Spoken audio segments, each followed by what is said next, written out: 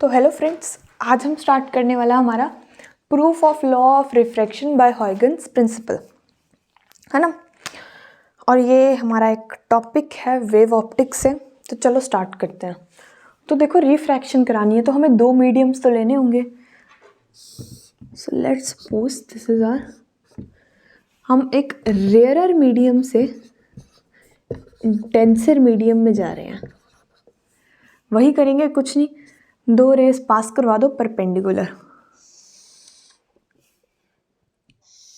Let's say this is are two incident parallel waves rays, है ना। अब denser medium में जा रही हैं तो ये रिफ्रैक्ट करेंगे टुवर्ड्स द नॉर्मल, है ना। तो इसको यानी कि मान लेते हैं कि ये थोड़ी सी यहाँ को जानी शुरू हो जाएगी।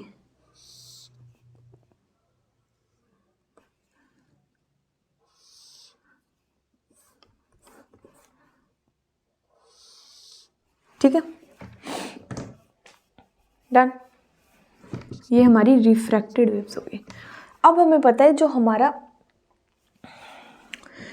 इंसिडेंट वेव फ्रंट होता है, इंसिडेंट वेव फ्रंट होता है, परपेंडिकुलर होता है। तो इनके परपेंडिकुलर ड्रॉ कर दो। और रिफ्रैक्टेड वेव फ्रंट भी क्या होगा, परपेंडिकुलर होगा इन दो रेस के, तो ड्रॉ कर दो।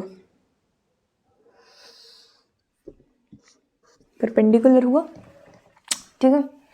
अब नामकरण तो कर देते हैं, ए बी सी डी। तो हमने बोला कि हमारा ए बी जो है वो इंसिडेंट वेव फ्रंट है, और जो सी डी है वो हमारे क्या है, रिफ्रैक्टेड वेव फ्रंट है। डन। चलो अब देखते हैं। अब मैंने आपको पिछले लॉ ऑफ रिफ्लेक्शन में बताया था कि इंसिडेंट एंगल की एक नई डेफिनेशन भी है, जो कि क्या है कि incident angle is the angle between the incident wave front and the surface. तो ये हमारा एक टाइप से सरफेस हुआ, तो ये एंगल क्या हुआ हमारा, इंसिडेंट एंगल। और same as in the case of refracted angle, तो रिफ्रैक्टेड एंगल क्या हो जाएगा हमारा, the angle between the refracted wave front and the surface. तो ये हमारा क्या हो जाएगा, आर हो जाएगा। ठीक है, इतना क्लियर है। अब देखो, वही काम करते हैं अपना। साइन आई निकाल लेते हैं। हमारे पास क्या है, साइन आई। साइन आई क्या हुआ, परपेंडिकुलर अपॉन हाइपोटेन्यूज। परपेंडिकुलर क्या हुआ, B D. B D upon hypotenuse क्या हुआ हमारे पास, ए डी। A D. वहीं पे साइन आर क्या हुआ हमारे पास, साइन आर हमारे पास हुआ ये है ना, sine r perpendicular A C upon hypotenuse which is A D. तो A D upon A C upon A D.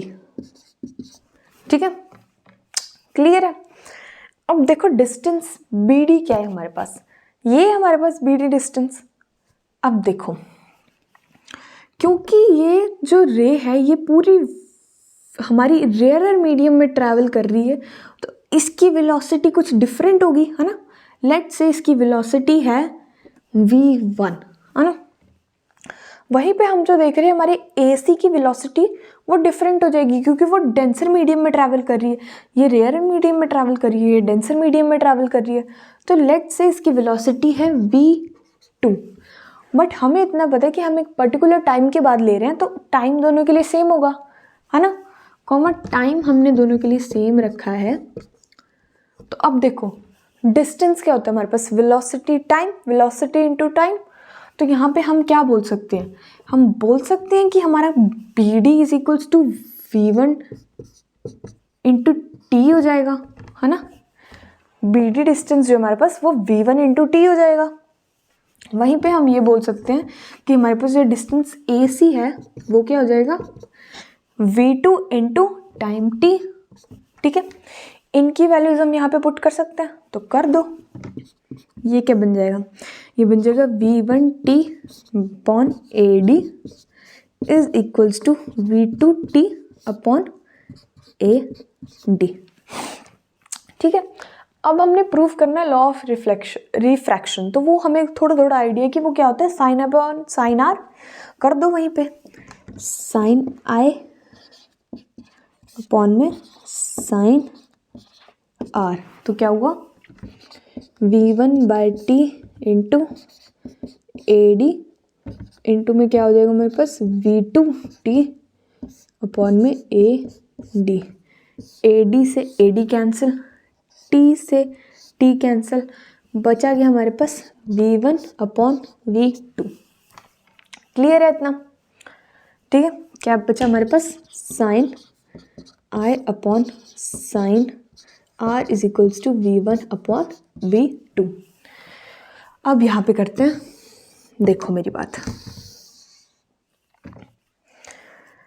हमें पता है कि रिफ्रैक्टिव इंडेक्स का फॉर्मूला क्या होता है, c/v, है ना। रिफ्रैक्टेड इंडेक्स का फॉर्मूला होता है c/v, c क्या है, velocity of light upon velocity of that medium, है ना। अब हमें यहाँ पे v की वैल्यू पता है, तो क्या हम v फाइंड आउट कर सकते हैं, तो v is equals to c/ν। ठीक है, ये फॉर्मूला आया हमारे पास, है ना। वही यहाँ पे हम पुट कर सकते हैं, तो कर दो, sine I upon sine are is equal to, अब देखो v1 की क्या वैल्यू निकली, अगर यहाँ पे v1 है तो यहाँ पे ν1 होगा, है ना, तो ये हो जाएगा c/ν1, वहीं पे इंटू में हो जाएगा c/ν2। क्लियर है, c से c कैंसिल, क्या आया हमारे पास ν2/ν1 is equal to sine I upon sine r, और यहाँ पे लिखो बड़ा बड़ा करके हेंस प्रूव्ड। हो गया, बस इतना सा था। देखो स्टार्टिंग से हमने क्या किया, लॉ ऑफ रिफ्रैक्शन प्रूफ करना था हमें, है ना। तो दो पैरेलल इंसिडेंट रे को फॉल कराया हमने, फॉल कराने के बाद वो रिफ्रैक्ट हुई, कहाँ को हुई, टुवर्ड्स द नॉर्मल, तो थोड़ा सा इसने अपना पाथ डेविएट कर लिया, है ना। अब हमें पता है कि साइन एंगल ऑफ इंसिडेंट्स क्या होता है, एंगल ऑफ इंसिडेंट्स होता है हमारे पास the angle between the incident wave front to the surface, और एंगल ऑफ रिफ्लेक्शन वही हो जाता है the angle of refracted wave front to the surface. ठीक है, ये हमें पता लगा। इसके बाद हमने बी डी की वैल्यू निकाली। बी डी की वैल्यू कैसे कि ये मीडियम 1 में ट्रैवल कर रही थी, तो उसकी वेलोसिटी हो जाएगी v1, और टाइम तो दोनों में हमारा सेम ही होगा क्योंकि हम वो पर्टिकुलर टाइम के बाद ले रहे हैं। ठीक है, तो यहीं पे हमारी इसकी बी डी और ए सी की वैल्यू निकली, हमने उसको पुट किया, हमने साइन आई अपॉन साइन आर किया, जो कटा उसको काट दिया, बचा क्या हमारे पास v1/v2। वहीं हमें पता है कि रिफ्रैक्टेड इंडेक्स का फॉर्मूला होता है velocity of light upon velocity of that medium, है ना। वो पुट किया हमने, जब पुट किया तो हमने v1 की वैल्यू निकाली और पुट की, v2 की वैल्यू निकाली और पुट की, उसी से हमारे पास आ गया कि sine I upon sine are is equals to ν2/ν1। ठीक है, तो ये था हमारा proof of law of refraction by Huygens. Thank you so much.